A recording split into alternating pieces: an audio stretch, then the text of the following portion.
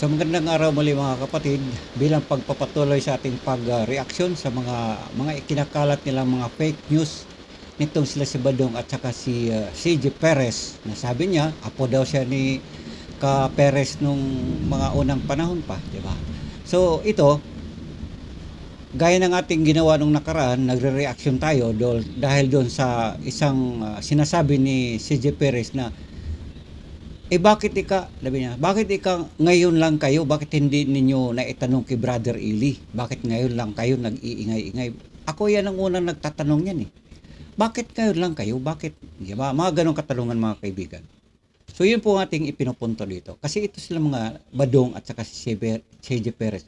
Walang katigil-tigil, nagkakalat sila mga fake news laban dito sa MCGI na kung ano-ano na lang ang pinagsasabi nila. Yan, pasensya na po kayo, medyo masama lang panahon dito. Nandito ngayon sa panahon na kasi dito sa Pilipinas, tag-ulan na po. Gaya ngayon is June 23 na. So, yun, pasensya na kayo, may kumukulog lang, sinasabayan ako. Pero ganun po man, tuloy tayo. Unang-una, si CJ Perez, tsaka kay Jan Badong, mas maigi pakinggan nyo muna ang mga sinasabi ni Brother Eli, ha? Para kayo, para kung nadidimlan man yung kaisipan ninyo, ay magdadalawang isip kayo ngayon, ano nga ba ang dapat nyong gawin? Sa kabutihan o sa kasamaan? So ikaw, gusto mo lumabas sa iglesia ng Diyos? Di lumabas ka. Ano pakialam kung lumabas kayo? Unang-una, di ko naman kayo kilala. Wala naman ako hiningi kahit 5 sa'yo. Ha? Ano? May hiningi ba ako 5 sa'yo? Yung mga naninira sa atin sa internet. Huh? Oy, lumabas ka. Sabi nga ni Kristo kay Judas, sige, Judas, yung iniisip mo, gawin mo madali. Sige. Sige. Pero tindigan mo yung pinapanira mo sa internet. May araw ka rin. Didimanda kita. So yan po, anong unawa nyo dyan, si CJ Perez at Badong? Kayo kasi po, ang dami yung mga pinakalat ng mga fake news dito sa SOCMED. Pero ganoon pa man, mga kapatid, ang punto na ito or ang video na ito, ang ating sasagutin or re-reactionan ko sa kanila, yung sinasabi ni CJ Perez na bakit noon hindi kayo nagtanong? Kasi may nagtanong din siguro sa kanila, bakit ngayon lang kayo nag-iingay-ingay? At ako ang nagtanong dyan eh. Sabi ko, bakit ngayon lang kayo nag-iingay? Yung tiyempo ng pag-iingay-ingay nyo at lalabas ng mga issue, lalo na mga fake news, bakit ngayon lang? Na wala ng Brother Eli, hindi na siya makasagot. So ito po yung part 2 natin gagawin ngayon. Bilang pagpapatuloy, narito po magsasalita na po ang mga madadaldal na Badong at Perez. Na yan, mga kapatid. So, lilinawin lang po natin na pag mayroon namang magtatanong, Brad, bakit noon? Yan ang laging bakit noong buhay pa si Brad Eli, hindi mo yan tinanong? Alam niyo mga kapatid, para huwag nyo nang uliting itanong yan, ganito lang ang sagot ko po dyan. Hindi na itanong O ano ngayon? Babalik pa tayo. Yan ang Ano ngayon? Babalik pa tayo. Yun nga, CJ Perez, ang isang problema dyan ninyo. Hindi na talaga maibalik kasi ang Brother Eli kinuha na ng Panginoon. At kayo, bakit kayo ang dai-dai ninyo mga iniiyak-iyak dyan na mga fake news, mga inilabas nyong issue ngayon na ang Brother Daniel na ang nangangasiwa sa MCGI? Bakit noon? CJ Perez. At alam ko, nandiyan ka sa Hawaii noon, ikaw sa balita ko dito, manggagawa ka kamo. Sabi mo ka nga, nung nitong huli, sabi mo doon sa mga manggagawa ngayon, mga manggagawang kanin. Ako naman si CJ Perez, ang masasabi ko sa iyo, ikaw ay isang manggagawang kaning panis noon. Ang dami mo na palang mga reklamo sa buhay bilang isang mananampalataya dito sa MCGI. Bakit ngayon lang kayo nagngangawa-ngawa dyan? Kasama itong madaldal na parang puwit ng manok, itong si Badong, yung bunganga niya parang puwit ng manok. Yun nga isang tanong dyan eh. Anong gagawin natin ngayon si CJ Perez?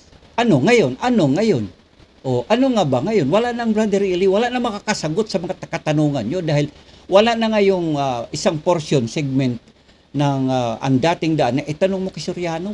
Wala na. Si Brother Daniel na po ngayon. At kung inyong hanapin kay Brother Daniel ngayon, ano ngayon? CJ Perez. Maliban na CJ Perez kung kayo nagtanga-tangahan na dyan. Anyway, sabi nga naman sa Galatia, sabi niya, tangang-tanga na ba kayo dyan, CJ Perez? Minsan tol, parang ano lang yan eh. Bakit hindi nyo tinanong dati? Wala, hindi nga na itanong eh. Ano gagawin? O kaya nga si Jeff Perez, kaninong problema diyan na hindi nga natanong yung mga problema nyo ngayon? Bakit ika mayroong Area 52? Bakit ika may alak? Bakit ika may KD Rock? Bakit dito may patarget? May pera-pera diyan. Bakit ngayon lang kayo diyan? Lahatin ko kayo mga exiter. Mga closet gusto mo lumabas? Ayan, magsama na kayo. Lumabas na kayo. Ano pa bang ginagawa nyo dito? Sa MCGI, lumabas na kayo. Huwag na kayo mahiya, tuloy nyo na. Pero ito nga aking tanong dyan sa inyo. Pagkatapos nyo lumabas, anong kasunod? Saan kayo dadalhin itong dalawang mokong na ito? Yan lang yung pag-isipan nyo. Okay, go ahead, malaya tayo. Kasi tayo pumasok na umanib tayo sa MCGI or nakikibahagi tayo dito sa kapatirang MCGI, naanib tayo sa Iglesia ng Diyos na siyang bahay ng Diyos na buhay.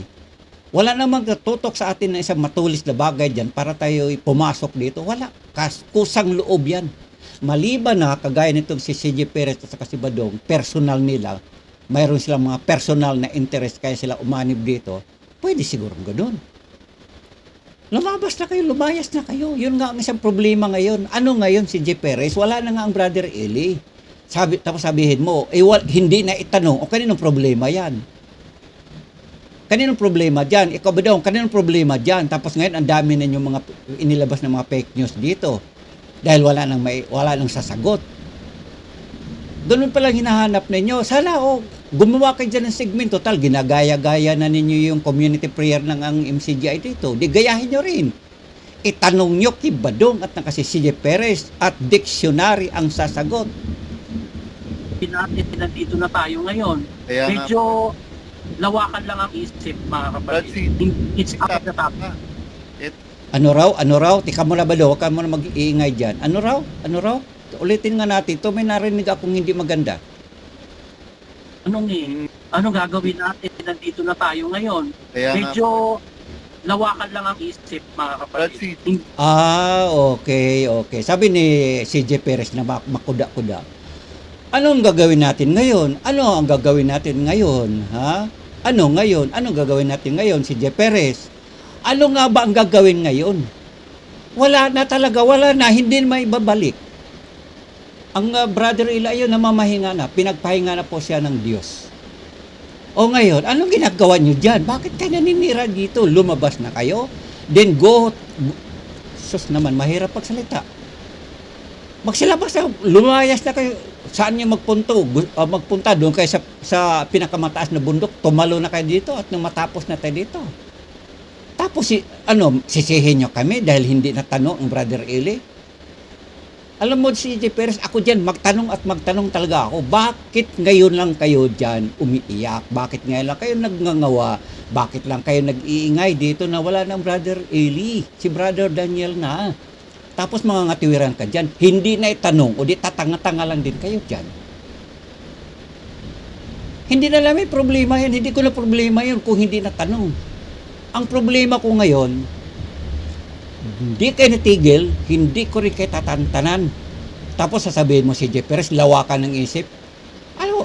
Ang isip ninyo dyan, ang lawakan ninyo. Nasana sa lawak ng pag-iisip nyo, kung lawakan nyo naman yan, maisip sana ninyo na ang inyong mga pinagagawa ngayon, kayo na ngayon ang sawing palad ng mga MCGI exeter. Wala na kayong mapupuntahan, kundi mapupunta na kayo sa kampungan. It's up the top. Ito pa, Brad CJ, pati yung mga cellphone ng mga kapatid. Biruin mo, Brad CJ, merong kapatid na nag-comment lang ako, Brad CJ, nag-comment lang ako doon sa ang ginawa nila, kinuha yung cellphone ng kapatid. Tapos pinlock ako. Grabe naman. Alam mo ba dong, hindi naman ganun kalupit ang pananampalataya dito sa MCGI at saka ang nangangasiwa dito, granting na ang Brother Daniel ay meron siyang ginawa na black or ano man yung black na yan, auto black o ano pa man, dump truck o ano bang black na yan or hollow black. Hindi ka naman gagawa ng ganyang block na yan kung wala kang ground. Wala kang ground. At natural, noong araw, mayroon pang ipinapakalat dyan ng mga memorandum via black and white. Ngayon, hindi na kasi high-tech na tayo. Ngayon, pagka binablock ka ngayon, bakit kayo talagang kayo? Standby lang, standby.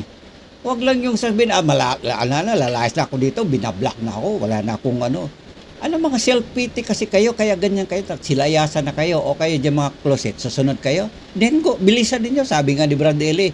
O, yun ha, sinong susunod dito sa mga kabulastugan itong mga ito? Sabi nga ni Brother Eli, pakinggan nyo muli.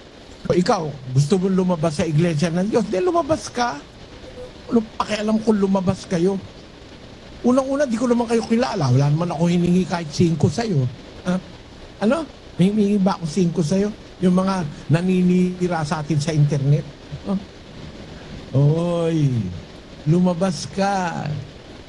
Sabi nga ni Kristo kay Judas, sige, Judas, yung iniisip mo, gawin mo madali. Sige. Sige, mga closet. Kayo ba dong, sino pa ba gusto lumabas? Bilisan ninyo. Bilisan ninyo. Ang Brother Eli, alam mo, CJ Perez, yun ang sinasabi ko, fake news, yung sinasabi mong ipepelter. Ano ipepelter? Pelterin mo yung mukha mo, CJ Perez. Ang Brother Eli nagsalita. Gusto mo lumabas? Labas na. Huwag na. Bilisan ninyo. Alright? So, mga kapatid, sana ako din naman pagpamanhinalan ninyo at ako talaga hindi mapalagay dito. Dahil hanggat ganito ang mga pinagdadadaldal dito nito mga CJ Perez na ito.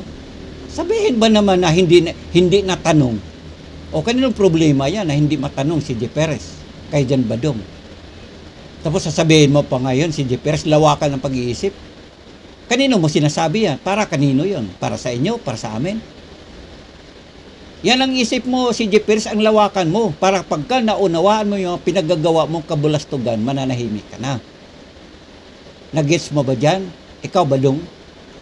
Yan ang isip nyo, ang lawakan nyo. Sabihin mo rin kada hair truth. Nalawakan din ang isip niya na kanyang pinapagagawa dito sa inyong dalawa. Ginagamit lang kayo kasi itong The Herd Truth Channel, ang may-ari nito nadinig ko si Ali. Ito ay isang professional na mangga. Bakit mangga? Manggagamit Ginagamit lang kayo dyan si CJ Perez para gamitin niyang mag-iingay dito sa channel niya ng mga kasinungaling at mga fake news laban sa MCGI. Na hindi makalabas-labas. Puro na lang parinig. Alam niyo, kayo diyan, lahat mga siksitter, galit kayo sa patarget. Pero yan ang gawain ninyo Hindi ka lang involved ang pera, pero puro kayo patarget. Yan. Sana po maunawaan niyo ako mga kapatid. Lalo na dito sa MCGI, hindi ko saklaw ang kabuuan ng kapatiran. Subalit, sa ngalang mga daming mga fake news na akin naririnig sa mga ito, hindi ako matatahimik. Hindi ko rin sila tatantanan. Pasensyahan na po sana ako ng aking... So mga kapatid, mga kababayan, hanggang dito lang muna. Ito po yun ang part 2. Kasi ang video na ito mahaba pa to. Once mayroon pa akong maririnig sa banda pa ron, kasi ito lang ang part ng video na to na sinasabi na ni CJ Perez na I beg to disagree sa mga sinasabi dito. Kaya dito lang din mo naman po muna ang ating gawang reaction. Hanggang sa muli sa pagpapatuloy sa ating pagsagot sa mga exeter na kagaya nito mga dami-daming mga fake news, kagaya kay Nikki, kay Badong, si CJ na ito at marami pang mga exeter dyan ng mga puro na mga rebelde lang na maituturing. Hindi rin ako matatahimik at titigil dito. Hanggang sa muli, magandang araw. Ingatan nawa tayo ng Panginoon mga kapatid, lalo na higit dito sa MCGI at sa nangangasiwa lalo na kay Brother Daniel. Magandang araw at babay na po.